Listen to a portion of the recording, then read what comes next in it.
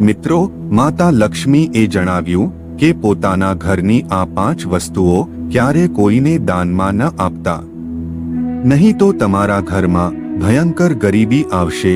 દરેક સ્ત્રીઓએ આ કથા અવશ્ય સાંભળવી જોઈએ. જે સ્ત્રીઓ પોતાના ઘરની આ વસ્તુઓ બીજાને દાનમાં આપે છે તે ઘરમાંથી માતા લક્ષ્મી હંમેશા માટે ચાલ્યા જાય છે.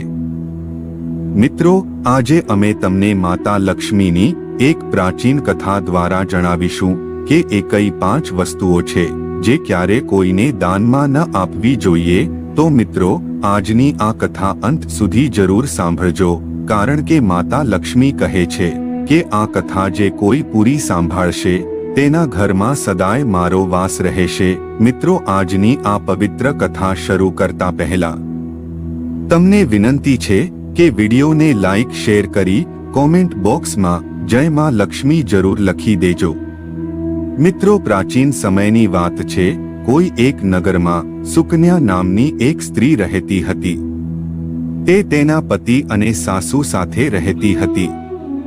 સુકન્યા એક સમર્પિત સ્ત્રી હતી, જે એક પતિવ્રતા સ્ત્રી હતી. સુકન્યાનો સ્વભાવ અત્યંત દયાળુ હતો.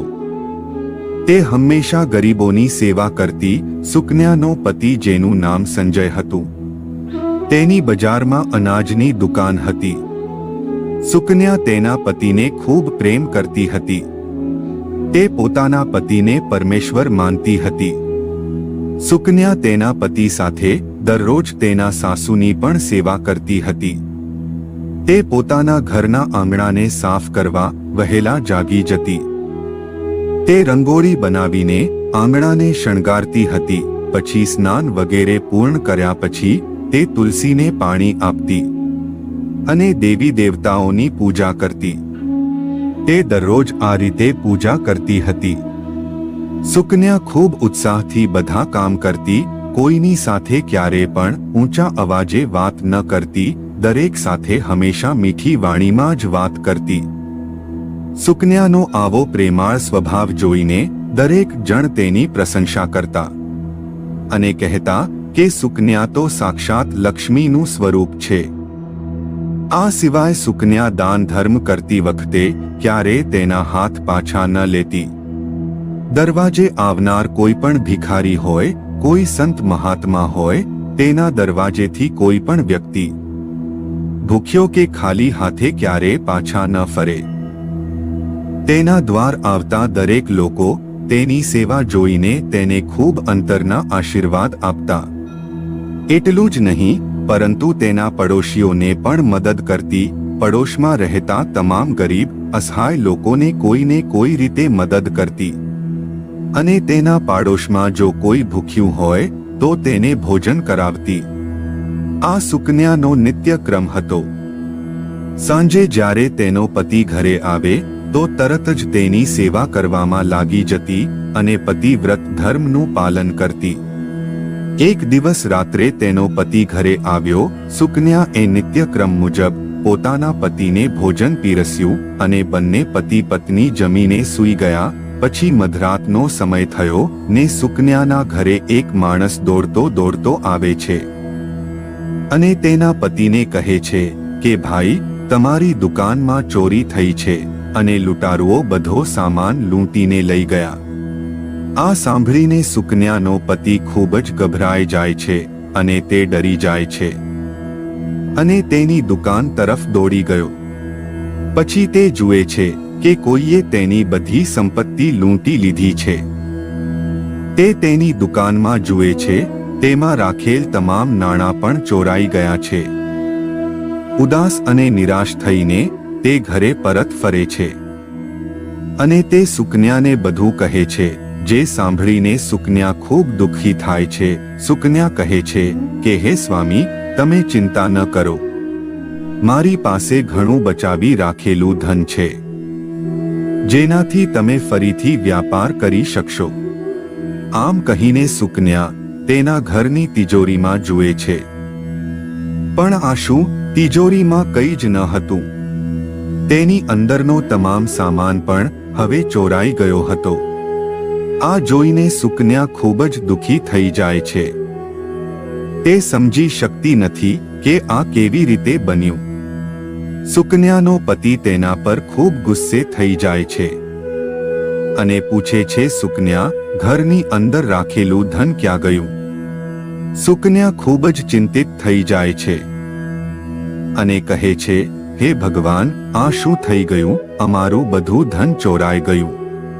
પરંતુ તે પોતાના પતિને દિલાસો આપતા કહે છે કે હે સ્વામી, તમે શાંત થઈ જા, ભગવાનની કૃપાથી બધું સારું થઈ જશે.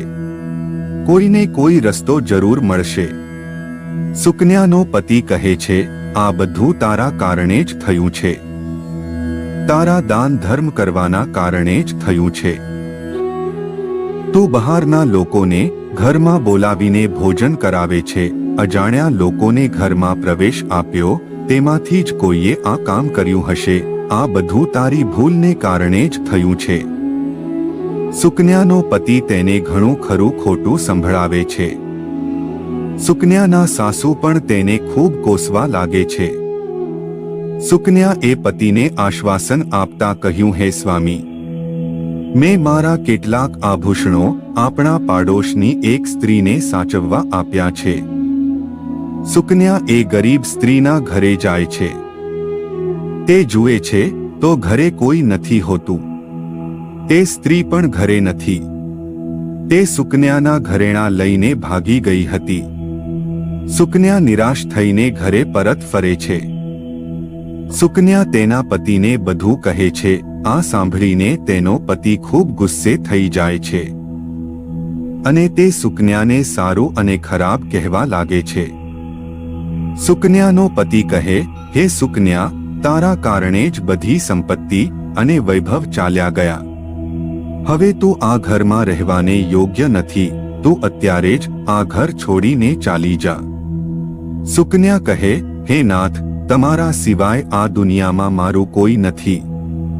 હું તમને છોડીને ક્યાં જા?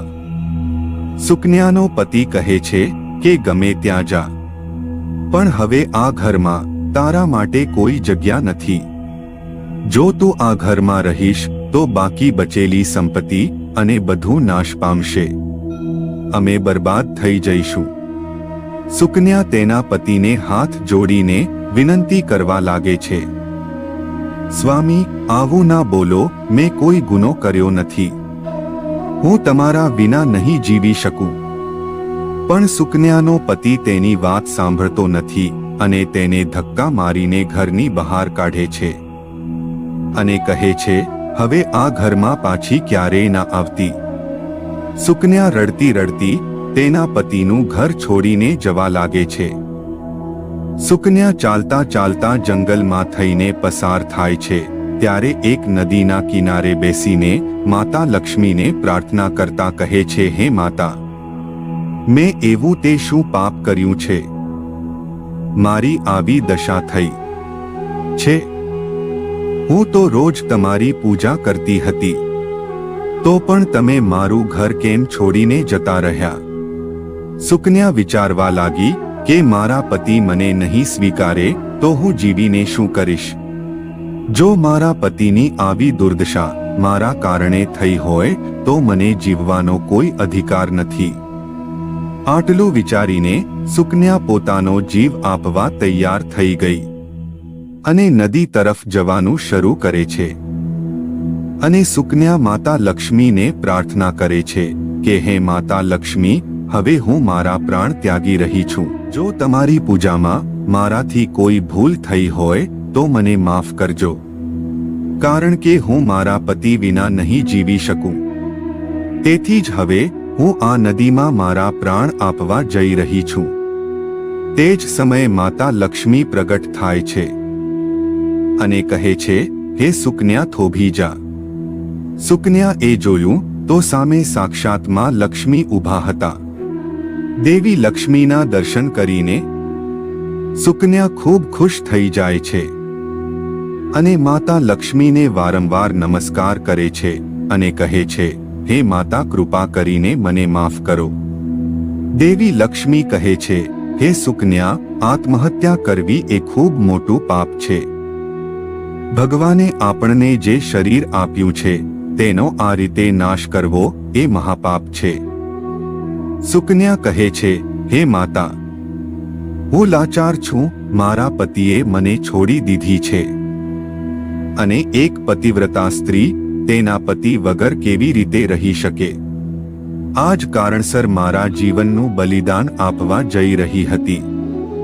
દેવી લક્ષ્મી કહે છે, હે સુકન્યા, હું બધું જાણું છું, પરંતુ આ બધું તારી ભૂલના કારણે જ થયું છે. તે અજાણતા જ એવી વસ્તુઓનું દાન કર્યું કે મારે ન ચાહવા છતાં તારું ઘર છોડવું પડ્યું. જે સ્ત્રી પોતાના ઘરની આ વસ્તુઓ બીજાને આપે છે તેમના ઘરમાં મારો વાસ ક્યારે નથી થતો. ત્યારે સુકન્યા કહે, હે માતા, કૃપા કરીને તે વસ્તુઓ શું છે? તમે મને કહો કે મારી કઈ ભૂલના કારણે તમે મારા ઘરમાંથી ચાલ્યા ગયા. દેવી લક્ષ્મીએ કહ્યું કે હે દીકરી, હવે તું ધ્યાનથી સાંભળ. હું તને તે વસ્તુઓ વિશે કહું જે એક સ્ત્રીએ બીજાને ક્યારેય ના આપવી જોઈએ. પ્રથમ વસ્તુ છે પોતાના રસોઈ ઘરમાંથી વેલણ અથવા રોટલી બનાવવા માટેનું વાસણ ક્યારે કોઈને દાનમાં કે ઉછીની ન આપવી જોઈએ. સૌથી મહત્વની બાબતો એ છે કે આ વસ્તુઓની શુદ્ધતા હંમેશા રહેવી જોઈએ.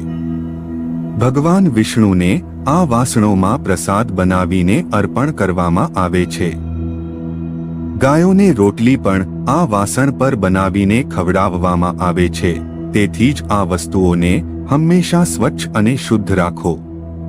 બીજાને આપવામાં આવે તો તે અશુદ્ધ ગણાય છે અને પછી તેનો ઉપયોગ કરવાથી અશુભ પરિણામો આવી શકે છે.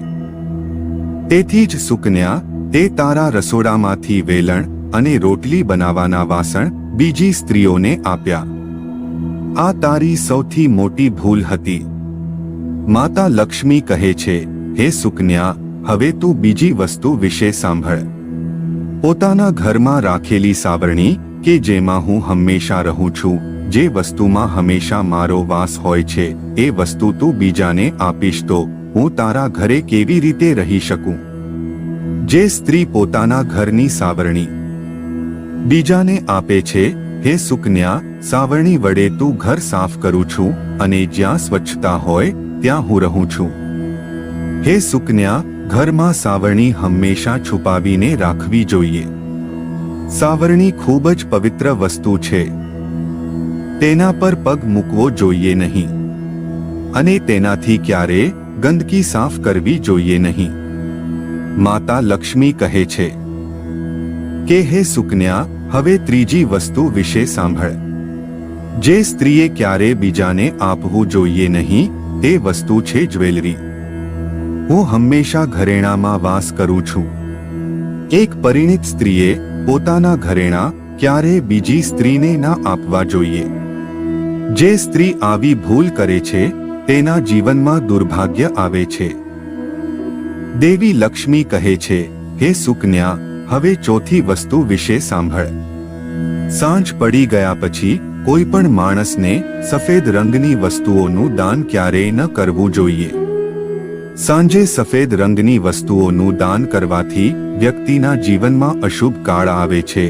માતા લક્ષ્મી કહે, હે સુકન્યા, આ વસ્તુઓ ક્યારેય બીજાને ન આપવી જોઈએ. સુકન્યા કહે છે, હે માતા લક્ષ્મી, મેં આ મોટી ભૂલ કરી છે. હું અજાણ હતી. કૃપા કરીને મને માફ કરો.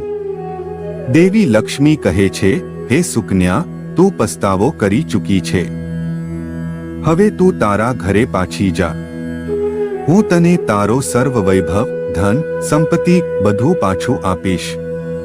આટલું કહીને માતા લક્ષ્મી અંતર્ધાન થઈ ગયા. પછી સુકન્યા પણ દેવી લક્ષ્મીનો આભાર માને છે અને તે પોતાના ઘર તરફ ચાલવા લાગે છે. ત્યારે તેનો પતિ પણ તેને શોધતો શોધતો સામે આવી રહ્યો હતો. તે સુકન્યાને જોઈને માફી માંગે છે અને કહે છે, હે સુકન્યા, મને માફ કરજે. મેં તને બહુ દુઃખ પહોંચાડ્યું છે, પરંતુ તું તો મારા ઘરની લક્ષ્મી છે. દેવી લક્ષ્મીની કૃપાથી આપણને બધો સામાન, ધન અને સંપત્તિ પાછા મળી ગયા છે. સુકન્યા આ સાંભળીને ખૂબ ખુશ થાય છે અને તેના પતિ સાથે ઘરે પરત આવે છે. સુકન્યાના ઘરમાં ફરીથી સુખ અને સમૃદ્ધિ આવે છે.